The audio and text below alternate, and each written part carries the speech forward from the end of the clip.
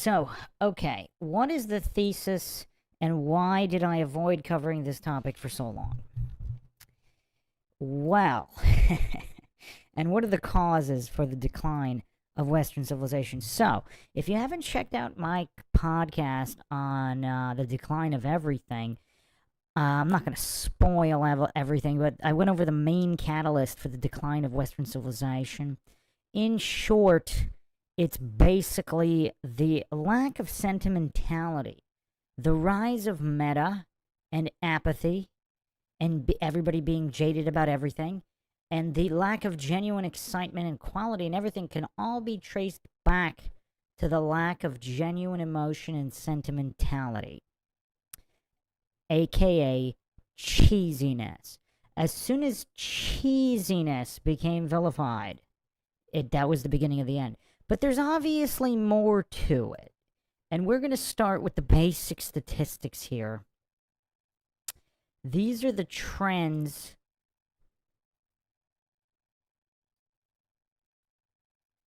These are the trends here. Dating and relationship trends from 1990 to 2025. And you can see this huge spike happened mostly in 1990. We could actually go back a little bit further. Give me a second here.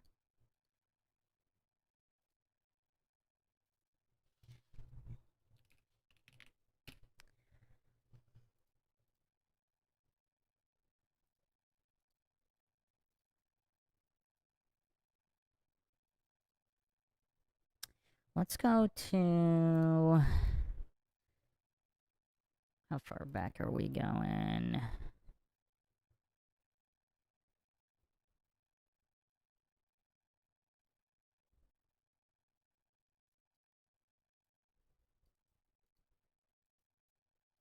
Let's see if we can get further back here. But in recent years here, this is really, really weird, where everything's just dropping, everybody's single now, and of course, yeah, let's go back to 1950, actually. That'll be a better chart.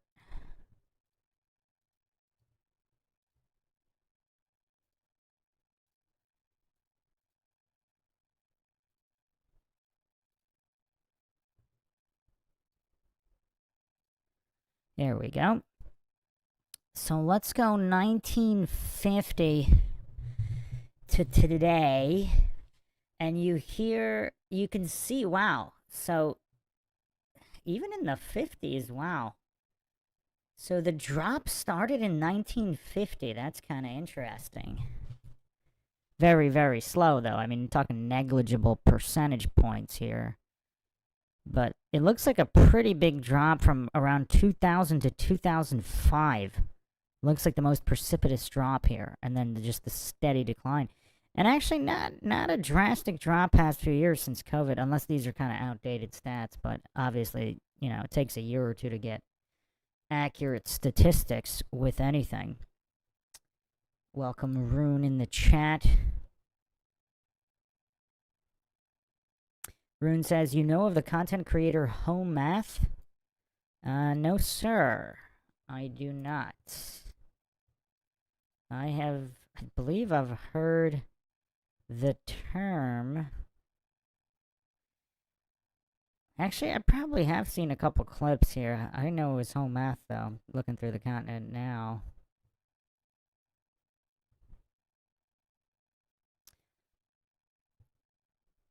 But obviously, I mean, we've gone over some overlapping issues here with the Illuminati feminist agenda and mental health crises.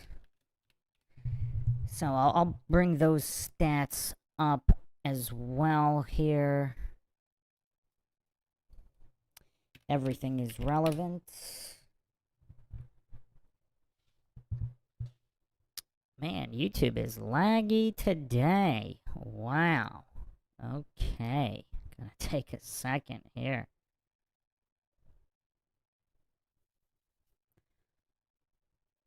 Yeah, this is actually kind of interesting. I would not have guessed. I mean, I wasn't around in the 50s, but I would not have guessed that the drop started in the 50s. Let me go back a little further, actually. Let's see if we can get even further.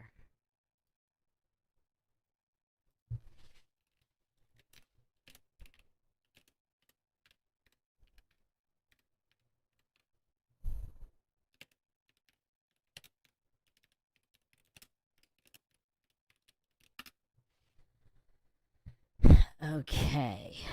Yeah, this is kind of weird. I was not even expecting this.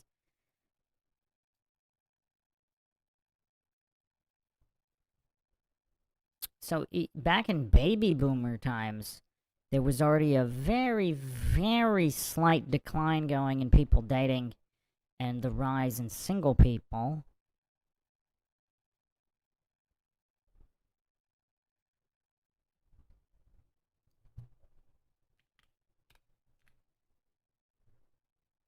Man, I don't know what's going on here. It's so slow.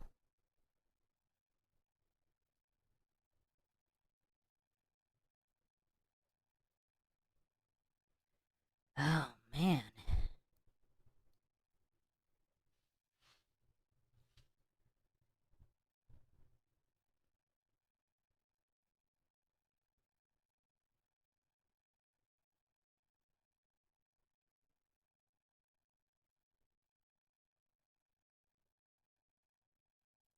Okay, so we do have this here, which is possibly relevant. This is from 2020. You have liberal women 18 to 29 with the highest rates of mental health conditions. And yeah, that's pretty interesting. And then male liberals 18 to 29 with way higher rates than, for example, conservative or moderate men, practically double. And the women, I mean, you're looking at over 50%. And that's only those that have actually gone to get diagnosed by a doctor or healthcare provider. So it could be even higher. So that's interesting.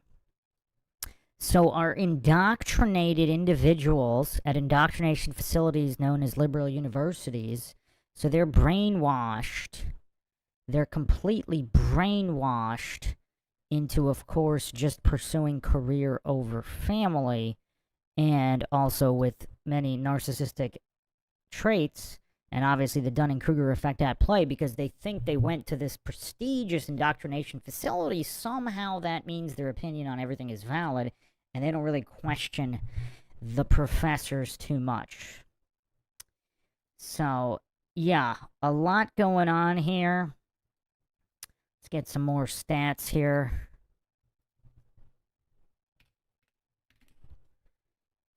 Okay, here we go. Finally. Getting somewhere to lag. Easing up here. So this is just from 1970 to 2005 here. You have a life satisfaction. Pretty interesting. Everything's been kind of downhill since the 70s. Since the mid-70s, everything just plummets. We have an absolute plummet here. Now, what's curious, what's very, very curious here is the amount of women in the workplace and getting degrees and how this correlates. And yeah, correlation doesn't prove causation, but does it disprove it? For all the goofs, for all the coincidence theorists, bootlickers, the authority-worshipping cultists who cannot use critical thinking or deductive reasoning, this meme is for you, if YouTube will allow me to post it. This meme is for all the bootlickers. Correlation does not imply causation, but does correlation disprove causation? That's the question a lot of the goofs should be asking. I'm going to leave this image here as well, just for the lulz. Okay, so you have the majority of young adult females going into colleges and the workplace. Then you have the plummet in life satisfaction. All coincidental, I'm sure. I mean, how can it not be coincidental? Is it even possible? Is it possible this isn't coincidental? This is also pretty curious here. Happiness by age. So another just coincidence here. Female happiness has gone down since 72. Female happiness goes down from age 20 to age 90 for those that make it there. All coincidental, I am absolutely certain. I mean, obviously feminism could not be related to anything in any way. Right, coincidence theorists? Right? Right?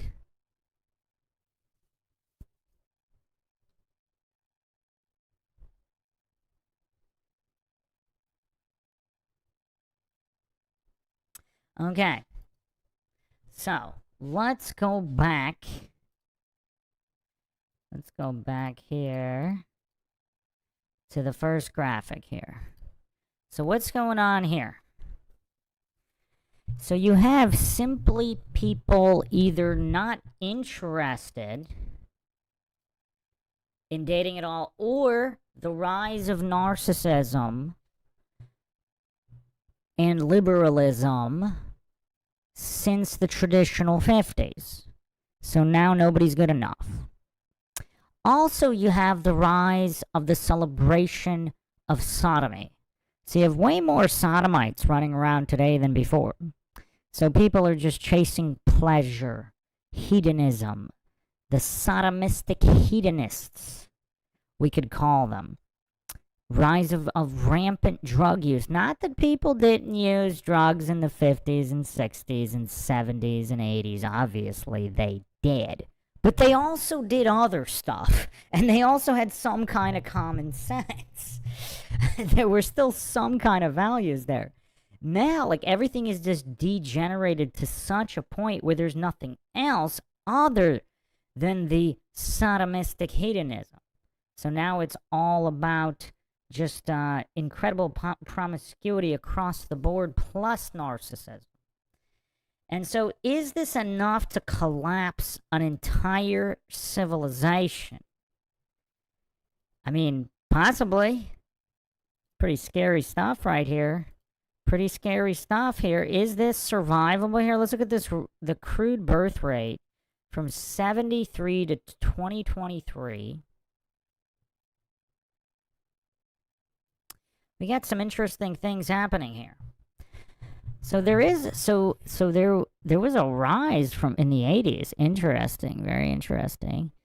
The hopeful 80s, when there was still hope in the air. The 80s, the last great. Some people call the 90s the last great decade. I did a few different podcasts on the 80s and 90s, 80s versus 90s, etc. I mean, I would still say the early 90s were pretty solid. Pretty solid. But if we're using the birth rate as a metric of optimism, I mean, that would put 88, 89 as peak civilization in the modern era.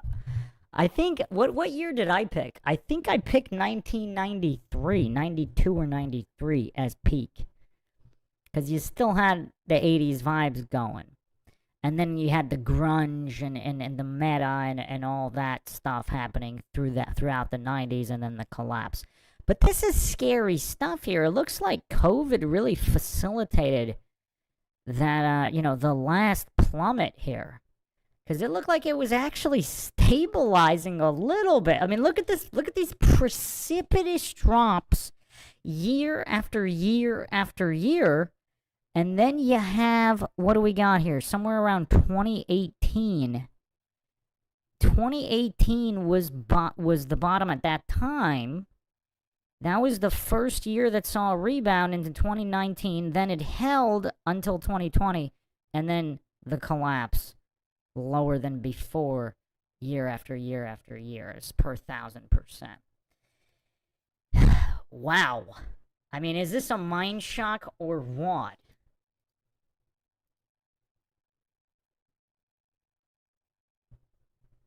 I mean, these are all Pew Research Center. So, okay. I mean, this is crazy stuff here. I mean, how can... I mean, this is just really wild. How are we going to logically break this down? It's tough. It's tough. So is this... All right, let me... Man, this is really, really tough. Let me try to break down a few more metrics here.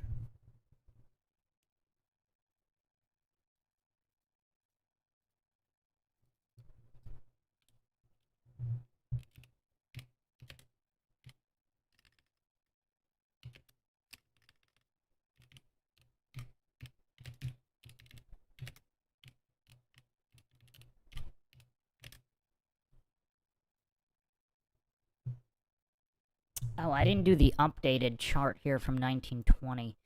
Let's do... Okay, let me replace this one. Let's go back all the way to 1920, actually.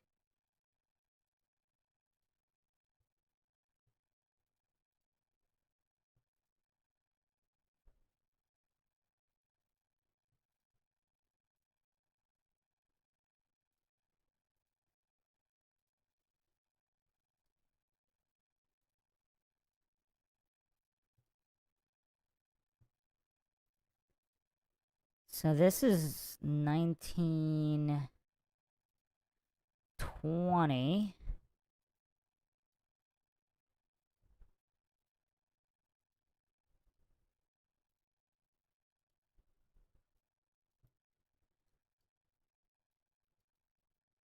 So we're going way, way, way back now.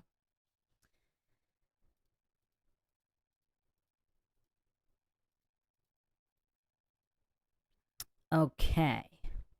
So you have percentage who dated as teens. So you have it rising from 1920 to 1950, 55, and then from 55 it starts going down. That's curious. And then you still have, this is crazy, you still have percentage of 18 to 29-year-olds that are single is still rising from 1920. So all through the 20s and the 30s, there's just more and more single people. That's interesting. But you don't have this incredible spike until after the 60s. I mean, this is very interesting here. Very, very interesting. What does it all mean? Can we make heads or tails? We're going to try here. Let's get a few more metrics here.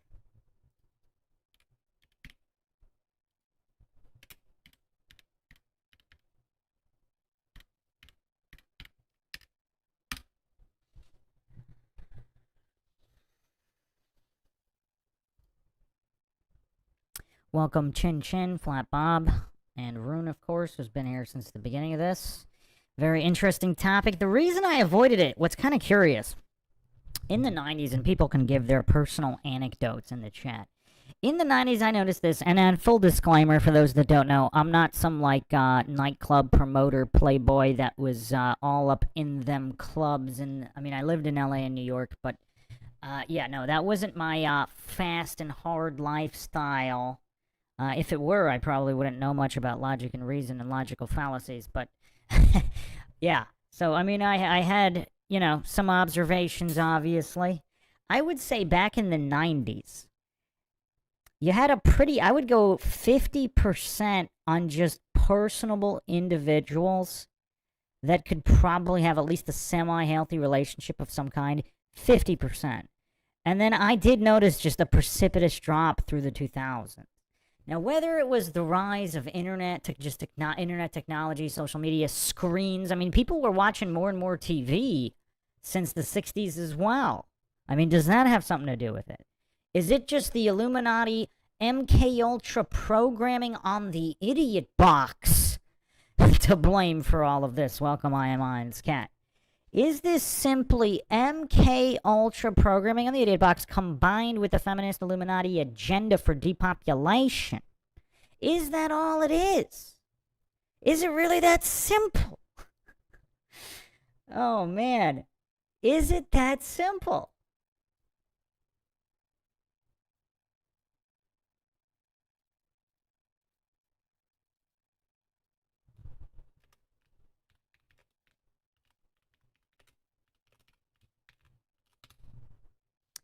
I mean, I'm trying to think of other factors. There really aren't too many. I mean, you could say reality TV really started warping people's brains and leading them to the path of sodomy and hedonism in the early 90s. Could definitely make that case. TV shows like The Real World, 90210, giving the illusion that all of this fast and loose lifestyle is cool. And then you have all the youngins pursuing it. I am Iron's Cat says, idiot box is not even a thing with kids anymore. We Gen Xers were raised by the TV, but today kids don't even watch it. Well, yeah, now it's been replaced by TikTok brain rot. So now you have TikTok and social media apps which can actually destroy the brain even faster than the idiot box ever could. And we're kind of seeing that in real time. I'm kind of trying to pinpoint, though, the exact years, because these charts are very interesting. Just the exact rises and drops year by year. This is really interesting because we can actually pinpoint a few things here. Obviously, in the past few years, I mean, it's just been catastrophic, as evidenced by this chart, the crude birth rate here. I mean, you could see this might not be survivable for a civilization. I mean, this is below replacement levels. So, yeah, this is not sustainable. We're trying to just get to the bottom of it. What happened, when, and how?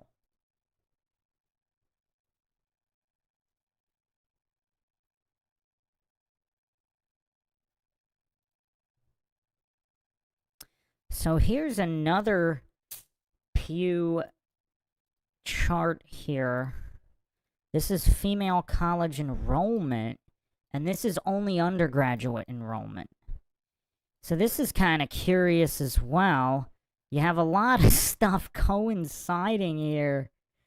It's very curious. It's very, very curious.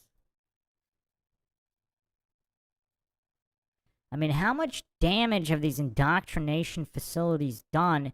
And for the feminist goofs that are arguing this is all good, I mean, when there are no more humans left, I mean, there's going to be nobody to say whether it's good or bad. So it's just, it's interesting that a lot of these liberal goofs, they don't consider that, you know, there's not going to be anybody left at a certain point. I mean, it's kind of an interesting thing where they just advocate for, you know, abortion or murdering as many of the unborn as possible with just no thought process to there's going to be nobody left one day. Now, obviously, they're probably not working with a full deck of cards upstairs, you know, with all their mental health conditions. So, and that's another thing, too. Like, a lot of goofs hallucinate. Like, everybody's opinion is equally valid. Like, that's a hallucination that has caused quite the decline as well.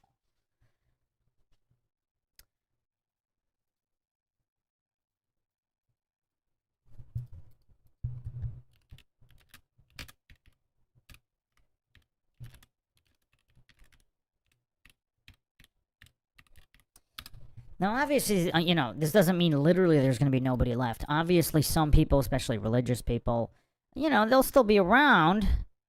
But, yeah, what is society going to look like with a 90% reduction as the New World Order wants? With their various agendas.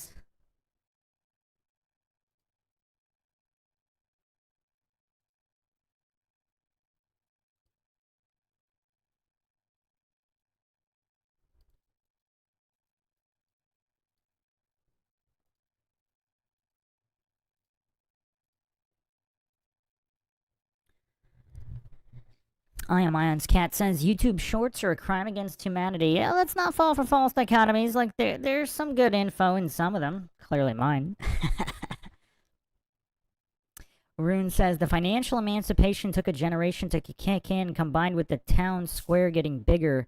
People stopped settling, in quotations, for less. Yeah, it's a weird there's definitely something to that grass is greener effect. Because in the 20s, without television, people didn't, so to speak, know what they were missing. Not that they could necessarily get it, but they simply weren't witnessing how other people lived, high society or whatnot, celebrities. And yeah, with the rise of the idiot box and MK Ultra Illuminati programming, now people through the 50s, 60s, 70s, 80s, and obviously after, now you can actually follow celebrities and all that, the high lifestyle, and the more, the town square getting bigger, so to speak, communication is greater. So more people have access to more people, not necessarily that those people would want to marry and have a family with them. But yeah, the access to more information has certainly led to these precipitous drops.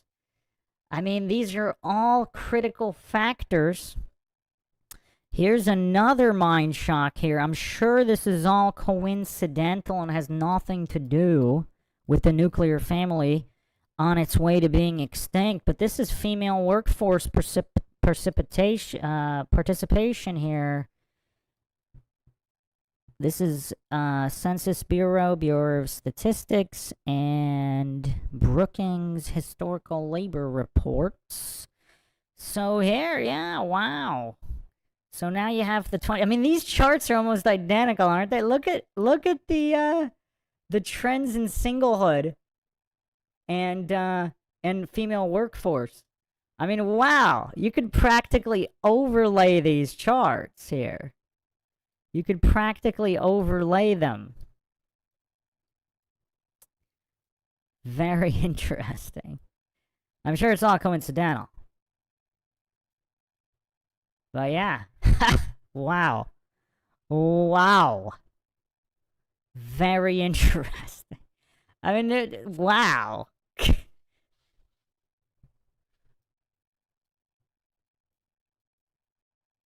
And the birth rate chart's practically the inverse. I mean, wow. Any questions? Any questions? Esprit says females going to college is why? Because it would be hard having babies during college. I mean, not that it's not done. I mean, there's pregnant people in high school. Yeah, obviously it's harder.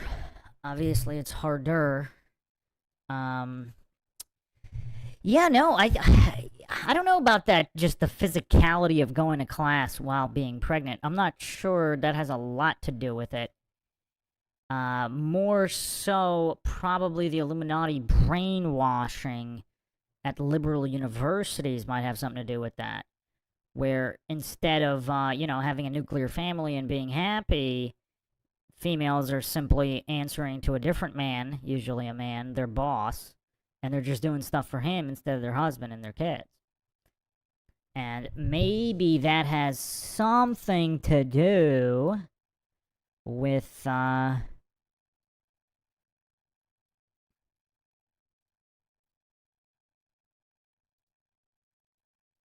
with all these other stats, with all the happiness stats. Life satisfaction and otherwise. Maybe that has just a little bit to do with it? Possibly? Esprit says morning sickness. Yeah. All that is true, of course. But yeah, some of these stats, they're just kind of staggering when you actually look at them side by side. I'm not sure how many people are actually looking at all these stats side by side. Because if you want to destroy a society, like let's say you're the Illuminati, the New World Order, it's time for a new mud flood reset, whatever. You want to wipe out a civilization. How do you do it? You have to destroy quality of life. You have to destroy availability, just basically being able to live. Let me bring up this graphic, which is absolutely terrifying. I've gone over it before, but I mean, I just can't play this enough for all the bootlicking goofs who think, you know, society's fine. I mean, just look at this. This is housing and urban development. I mean, this is one of the most terrifying things you will ever see. I mean, just look at this. Income relative to rent price. I mean, we need to get an updated chart going back a little further than 85. But look at this. So with, you know, the Illuminati feminist agenda, you double the workforce, which you know, makes the wages go down. Inflation's going up for a few different reasons, you know, taking off the gold standard, as many other factors. And now you have nobody being able to make a living. And then obviously people are taking advantage of this, and then you have, you know, corporate buying up houses to rent. I mean, you have all sorts of funny business going on, but what enables all of that is the feminist Illuminati agenda, getting women in the workforce to double the labor force and, you know, effectively more than half the value of money. I mean, in parallel, we could also take a look at what happened to the value of the dollar here, where there's no gold standard. Oh, let me replay that again.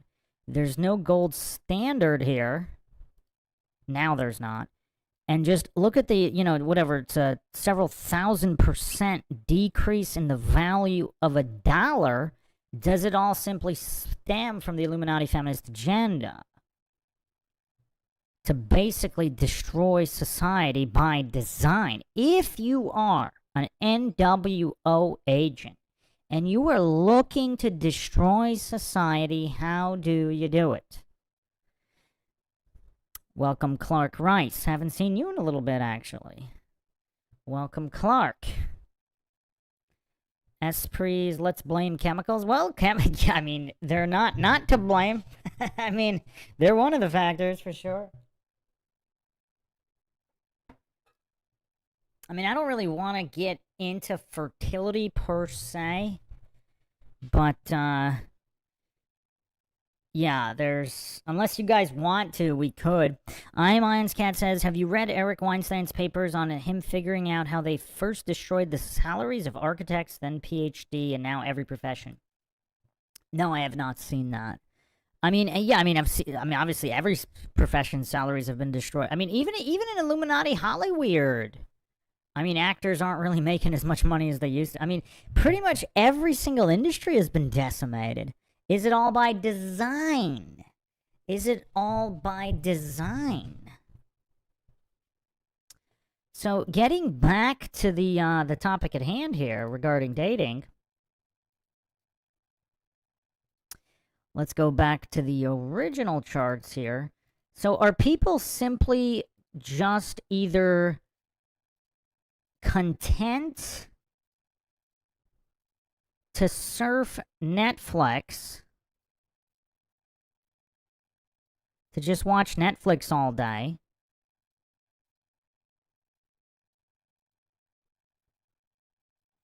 so they don't really care about dating? Or is it the case of everybody's just so narcissistic these days? Clark says it's going to be like Road Warrior without Mel. Adam in the chat says, average dudes have no chance. Well, here's the thing. Average women have no chance of getting a family. By their own accord, obviously. You know, I guess there's plenty of men willing to settle, but not women. So that results in both gender. I mean, look at the rise of being single. Okay, you want to divide it by gender? Let's do that. Perhaps we can get a better image there.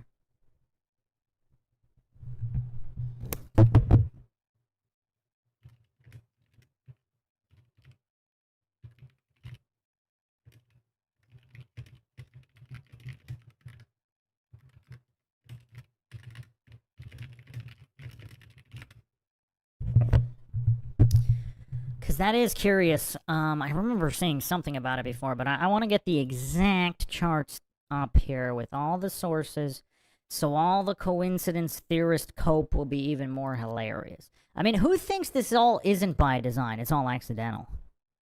Adam says, best bet meeting someone in the real world. But that's actually kind of curious, because it looks like, you know what's weird, though? I mean, look at this chart here on young adult dating, 18 to 29-year-olds. There, it's just dropping, even with 90s AOL dating online, you know, whatever. You've got movies like You've Got Mail and all that stuff, people meeting each other online, even though that did happen. It looks like it was happening mostly. I mean, we could get the stats for older people. Perhaps there was a spike in older people. But for 18 to 29-year-olds, that didn't affect anything. It's still dropping. It had no effect. And look at the birth rate. It had no effect on the birth rate either. So that 90s into 2000s, like the rise of online dating, it did not bring back anything. Adam says part of the problem is less people have their own place. That is a huge problem. Obviously, it's a lot easier, but it doesn't. So, okay. That doesn't necessarily, see, most people going on a first date or even second and third, it's probably not usually at the home of either party, right? You're going to the movies, you're going to a restaurant, you're going to do something, going to do an activity. So, I mean, if anything, okay, let's get some more stats here, because we need to get a more complete picture here in typical MindShock fashion. Okay, so this is stunning. This is going to surprise a few people. This is going to surprise some people. Now, you're saying average guys have no chance, which is probably true, but look at this gender comparison here. Percentage of young adults, 18-29, who are single by gender. So you have, obviously there are more single men, but look at just the rise of single females. It's kind of curious here that in this particular chart, I wonder if, okay, so these are estimates from 20 to 60 based on demographic, cultural, marriage trends. This is Pew Research Center, Gallup, U.S. Census Bureau, General Social Survey, Time Magazine, The Atlantic, BLS, Brookings. Okay, so this factored in like all these different surveys and estimates and all of this. So that's curious. So you have 70% of women are single, 18 to 29, and 75% of men are single, 18 to 29. I mean, I kind of wanted to look at 18 to 29 first because, see, back in the day, that was when most people got married. Now, obviously, it's later. All right, let's do all ages.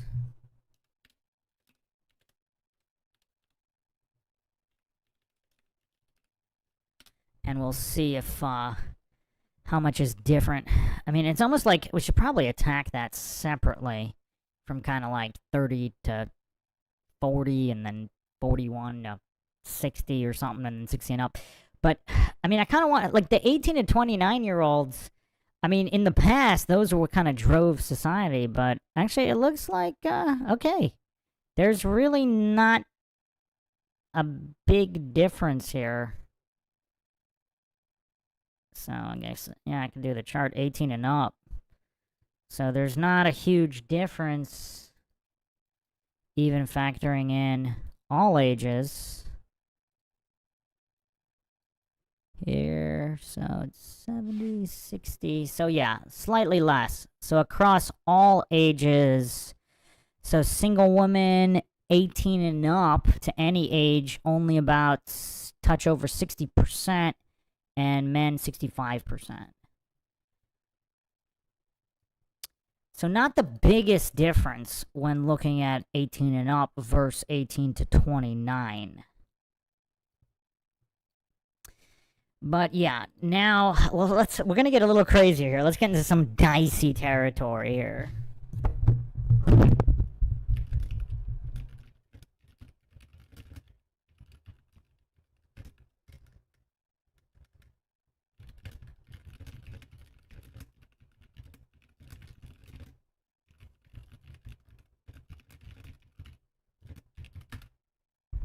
Let's get dicey.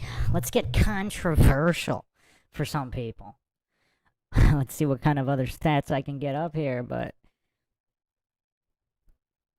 Adam says, I'm 28, so I should be going on dates a lot, but I'm decent looking redhead, can't even get a match. Online dating is superficial. Yeah, online dating is tough. I think there was, I don't know if you want to get it, if people want to talk about online dating specifically, I think there might have been a couple years pre-Tinder where it could have possibly had, I heard, like, I knew some people who met online and got married. Like, it seemed to kind of work, like, for, like, this narrow window, like, post-America Online, pre-Tinder. Like, there was a couple years where you had seemingly normal people online. I mean, obviously not the case today, but how many people, okay, go to the mall. How many normal people, like, let's forget looks completely. Like, I know this is non-congruent argument. I know nobody's actually going to do it, but just as a thought experiment, forget about looks completely. How personality-wise, values-wise, how many people are actually dateable or marriageable? As opposed to, having multiple mental health conditions and being practically unhinged. Clark says, been busy employing working girls. That's one strategy. Adam says, people dating with kids versus people dating without kids. You want to see those stats? Oh, man, I don't even want to go there yet. If we don't have a complete picture, we can go there after. Espress says, birth control, yes. That definitely explains certain things. But the weird thing is, like, back through the decades, less and less people had children out of marriage, and now people aren't getting married. So I'm not 100% sure. I mean, obviously that affects the stats, but I don't think that's, like, a game changer. I mean, it's definitely a game changer in the rise of promiscuity. But I don't know how much that affected people getting married versus not married. All right, let's see what other kind of stats we can get here.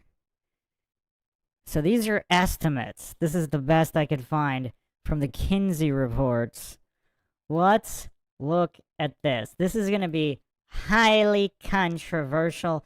I think this is mostly based on survey information, so it might not be that accurate. Let's look at estimated promiscuity, casual sex outside of relationships, 1920 to 2025. All right.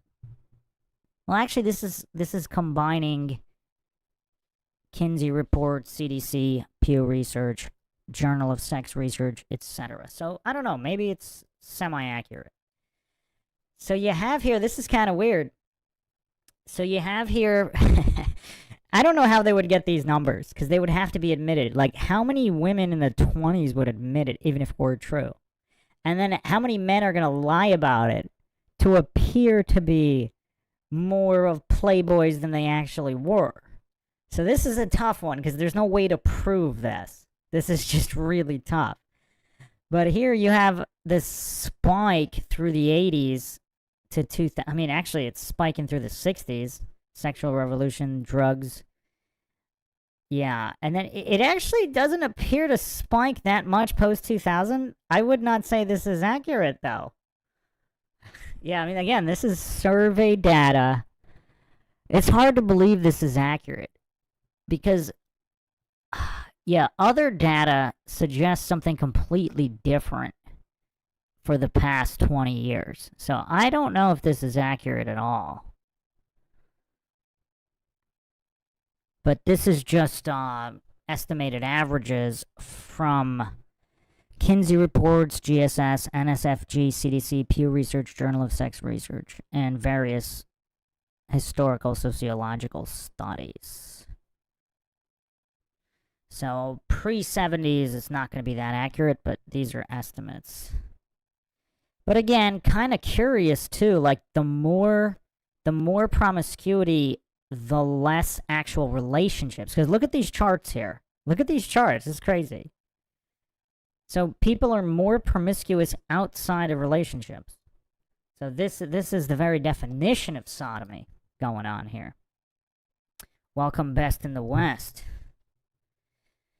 Movies like Bridges of Madison County in the 90s, which encourages promiscuity. I would actually pinpoint The Real World, MTV, 90210, as and Friends as well. Those shows practically destroyed the minds of most people. Esprit says, I always surf and bail on everything not reliable for a date.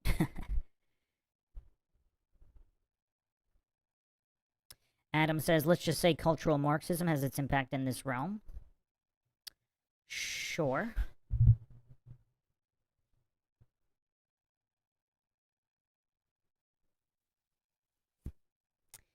Esprit says, no need for a shotgun wedding. I think you misspelled that, but what you said actually sounds kind of funnier. But yeah, no need for shotgun weddings with birth control. That is true. Best in the West says Friends is a real good example. Yeah, I actually have an logical analysis on Friends season by season. I just did episode 1 on first season. I'll be getting to the others later. No, I have not watched the actual show. I was just going over summaries. I don't think I need to rot my brain with that. So yeah, these are really interesting numbers across the board here. But I think the other issue is just the... You know what? Let me see if I can get actual stats for this. 1 second.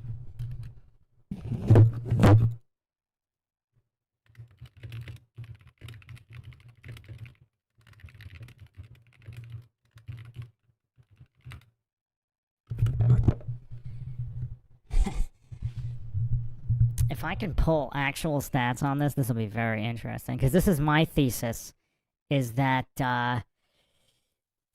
obviously, and yeah, MTV, then the internet, social media, it kind of turned everybody into a narcissist. And just no child left behind strategy and indoctrination facilities of pretending and hallucinating all opinions are equally valid. Everybody's special. I mean, obviously everybody is special in their own way, but that not everybody has an equal grasp of even basic logic or basic English comprehension. So to hallucinate that their opinion is as equally valid as somebody else's opinion, that leads to just a generation of narcissists, which is what we see today, where everybody thinks they can't be wrong, etc., etc., the Dunning-Kruger effect. All right, here we go. Here we go. This is going to be the holy grail of statistics that I believe proves my point. I don't know if anybody else is going over all content like this by providing all of the receipts here. So look at this. So these are the sources here. We have APA, the Twengen Campbell Study 2009, Narcissistic Personality Inventory Trends, Pew Research, and GSS. Look at the rise of this is the estimated percentage of narcissists in the population. I mean, look at this. In comparison to these charts, all these charts could practically lay over each other, couldn't they? It's all the same trend. I mean, just look at this. From 1920, not too much of a rise through the 30s. You hit 1940, it's all over. It's the beginning of the end. And then look at these spikes from the 60s. The spikes. I mean, just look at this angle of increase, and it just doesn't stop. It's so sharp of an increase. I mean, do we really need to go over anything else after this?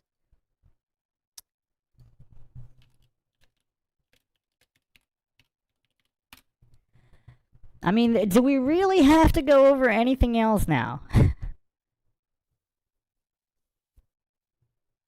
Best in the West says LOL. I mean, come on. What else is there here? Best in the West says, is that purely TV and movie influenced? No, it's indoctrination facility influence. Like, for example, like even in the early grade school, like every child is equally heard out, and they pretend like the teachers coddle the kids, no child left behind, etc. They pretend, this is from 90s onwards, but I guess according to these stats, much earlier. But, I mean, in my recollection, it got a lot worse in the 90s. But it looks like, I guess it was pretty bad in the 80s and the 70s, too.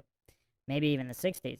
But, yeah, it's like everybody gets equal time, and everybody gets to hear their opinion called out. And if you criticize somebody's opinion too harshly, the teacher's like, oh, hey, be nice, be nice.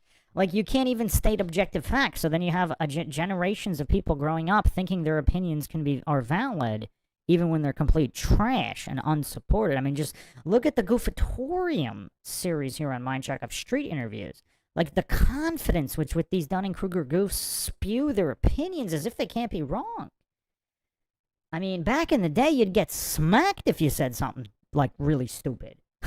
Like back in the 30s, the 40s, the 50s, you'd get smacked if you said the stuff people say today with impunity and without criticism. BB says, did they account for narcissism maybe just being recognized more these days? That's a good question. So I'm assuming they did because, I mean, this is not one source. So this is a bunch of different sources. Because, I mean, look at the rise even in the 40s and the 50s. So if they didn't, because, I mean, just let's use basic common sense here. Like, how polite were people? So you're right. I mean, it could be overt. I guess this would be overt narcissism, right? Because there could be, like, closeted narcissists that hid it all and were super, sneaky with it, possibly. But I guess this is definitely, I guess you could call it overt narcissism. Because society was just genuinely way more polite back in the day, but I would also say more considerate. This seems accurate to me, right? Like back in the day, people genuinely helped other people. Like people went out of their, not everybody, but people went out of their way to help people. Now everything's all about me, I. Maybe video games also plays a role. Let's not forget about video games. I mean, kids are just tuned in to like complete alternate realities. And obviously video games existed like in the 70s and the 80s as well.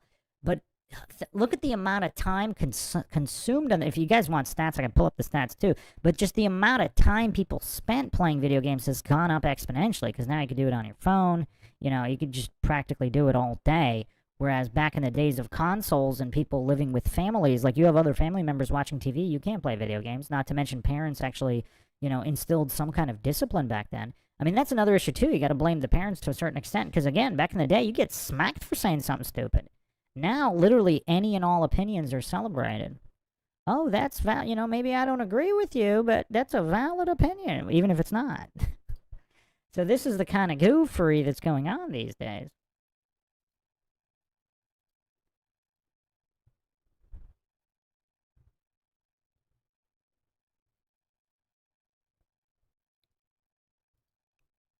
I mean, is really there anything else to go over here? And obviously the media too, like media and marketing. Like you could even rope in like the positive body image propaganda, where like even like obese people are beautiful, etc., etc. Like there's no reason to have discipline or work hard. You're great no matter what. I mean, how is that not going to lead to narcissism? Like, everybody's a 10. Has any of you seen any of those, like, dating podcasts? Like, all the women are always 10s. Like, every single one, no matter what. So when you have people reinforcing that all the time, 24/7, how is that not going to lead to just a generation of complete narcissism? Now, I think even, another curiosity is even male narcissists, I think, are a lot more aware of their flaws. They might pretend, they might, deny them to other people, but they're aware themselves. Whereas the female marketing delusion, particularly with the positive body image movement, like, it seems like female narcissists are more likely to believe that they have no flaws, and the entitlement off the charts, whereas the male narcissist might truly believe they don't deserve it, but they're gonna be shady and get it anyway. So slightly different mentality there. So anybody else have any other questions? I mean, is there anything else to go over after this? Like, look at the narcissism chart. I mean, why would anybody? I mean, when you're unwilling to just be genuine and caring towards another human being, like, how can relationships thrive? I mean, this is the collapse of society. I think we've gone over all the main factors anyway. I mean, is there anything else to logically go over here? Or did we go over everything? I mean, I don't think this needs to be a long one.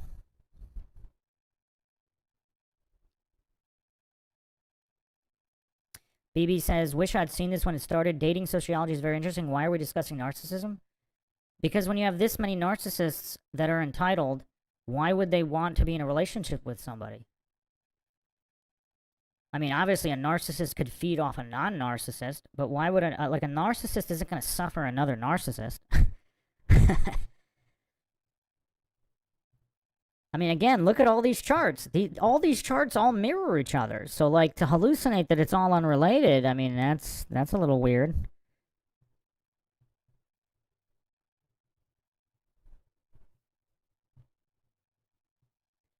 I mean, I think we covered like all the main factors here. Is there anything else to cover? And also, I guess the other factor is like the amount of entertainment to just distract goofs from their lives is so much more these days. Like between all the Netflix and the streaming and the social media apps and just and the people that actually do have friends in real life and just there's really not much. Like, how much more motivation is there to go out there and actually have a family? Like, there's so much there's so many things bombarding and distracting and destroying the minds of 18 to 29-year-olds or all people, all ages. BB says, my mom is a narcissist, married my dad and had kids to have power over others. Yeah, sure, but is your father a narcissist? Because back in the day, yeah, you'd have, one narcissist can obviously marry another narcissist, but when almost everybody's a narcissist, what you gonna do? Now, obviously, this is only showing that, around 15% of the population are narcissists. These are overt narcissists, not covert, but these are observant. So this is exhibiting narcissistic traits. So these are the narcissists that are kind of open enough about it to be identified. Obviously, the numbers could be quite higher. BB says, my poor dad is too kind. He's afraid of her. Yeah, exactly. That's how the dynamics work. So if your mom couldn't find another guy because if a narcissist is not kind. So yeah, if she couldn't find a non-narcissist, she wouldn't have been able to get married and have children. That's kind of the whole point. So the further back in time you go, the less narcissists there are. So yeah, that's why I brought up narcissism. So it seems to be a very, very direct relationship here. I mean, I think I'm done here. I mean, what else is there to break down? We have the feminist Illuminati agenda. Women entering the workplace en masse. You got birth control and the collapse of the birth rate, the rise of sodomy and hedonism. I mean, all these charts practically look the same. They all support the same information. So unless we forgot a variable, I think we kind of went over everything. And of course, one of the other factors, which perhaps we didn't spend enough time on, but yeah, just the grass is greener effect. When you're constantly being reminded of all these other types of people, like these larger-than-life people living larger-than-life lifestyles, rich and famous lifestyles, everybody's going to want that, so then they don't settle, and they just end up single forever. So that's another factor. So, yeah, you have all of that here. Black Reptilian says, we have a growing crisis of personality, Poland here. Yeah. Yeah, I mean, everybody's kind of like a brain-dead TikTok individual now, at least the younger people. And so, yeah, it's tough. It's tough. Western society may very well collapse unless there's just some kind of mass reversal here. But that's the presentation here. I think I kind of covered pretty much everything. I don't know if there's much more to cover here, so if there's no other question, I mean... I Am Ion's Cat says, take us out with the Paul Harvey I was the devil speech. Oh, that's been a while.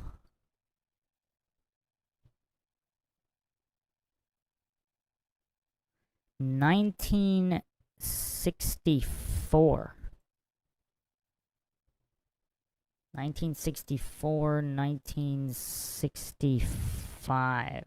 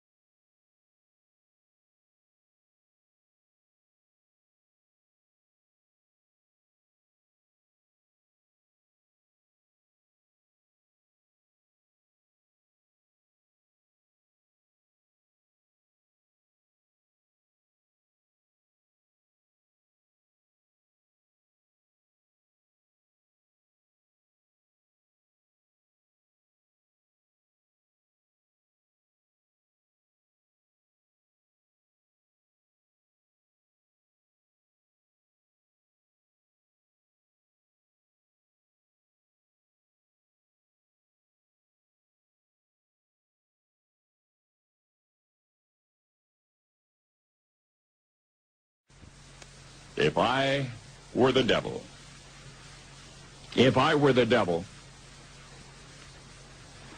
if I were the prince of darkness, I'd want to engulf the whole world in darkness, and I'd have a third of its real estate and 4/5 of its population, but I wouldn't be happy until I had seized the ripest apple on the tree, thee. So I'd set about, however necessary, to take over the United States. I'd subvert the churches first. I'd begin with a campaign of whispers. With the wisdom of a serpent, I would whisper to you as I whispered to Eve, do as you please. To the young, I would whisper that the Bible is a myth. I would convince them that man created God instead of the other way around. I would confide that what's bad is good and what's good is square. And the old I would teach to pray after me, Our Father, which art in Washington. And then I'd get organized. I'd educate authors in how to make lurid literature exciting so that anything else would appear dull and uninteresting. I'd threaten TV with dirtier movies and vice versa. I'd peddle narcotics to whom I could. I'd sell alcohol to ladies and gentlemen of distinction. I'd tranquilize the rest with pills.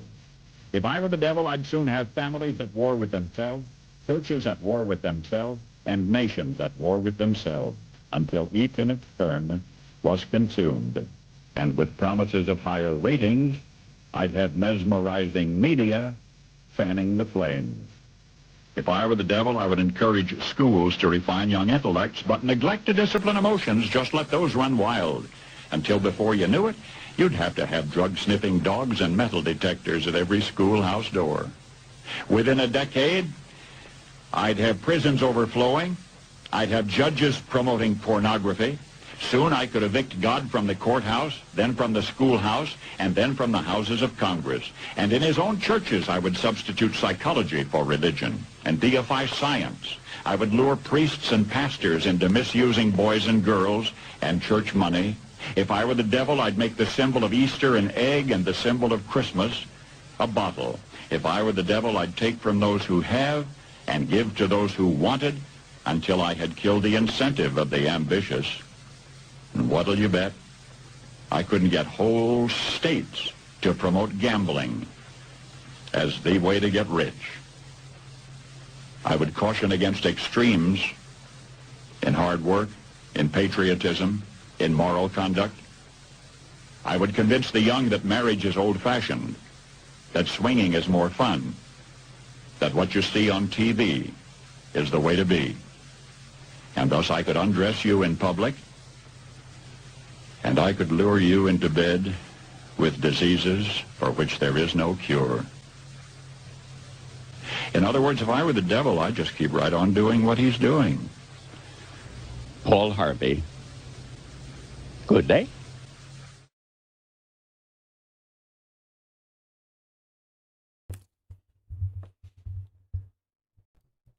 So that was 1964 or 65. Very curious.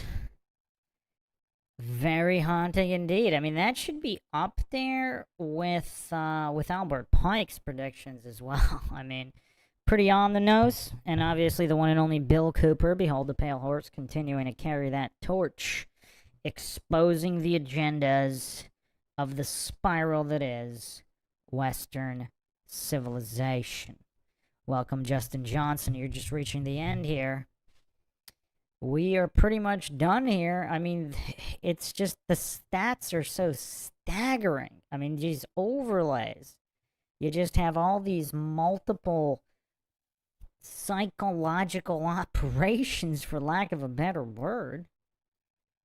And, yeah, that leaves us where we are now. So what I think, let's leave this on a positive note. The power of the internet, it's like a double-edged sword against the devil.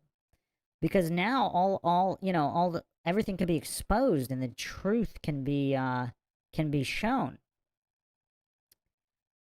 So the darkness can be overwhelmed with the truth of light by simply utilizing the internet. And I think to an extent that has been done. I mean, more and more people are becoming aware of everything going on.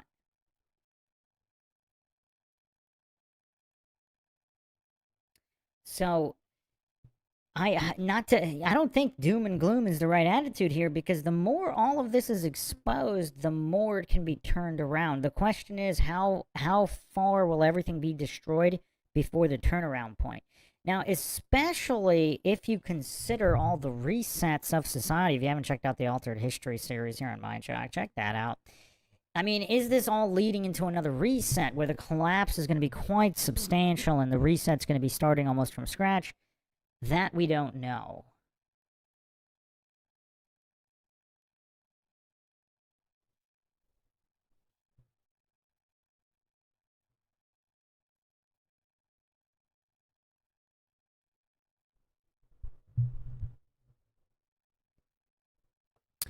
So yeah, I mean, that was definitely a good way to close this one out. So shout out to I Am Ion's cat with a very apt request for the outro here for this episode. Obviously, we'll be back with plenty more.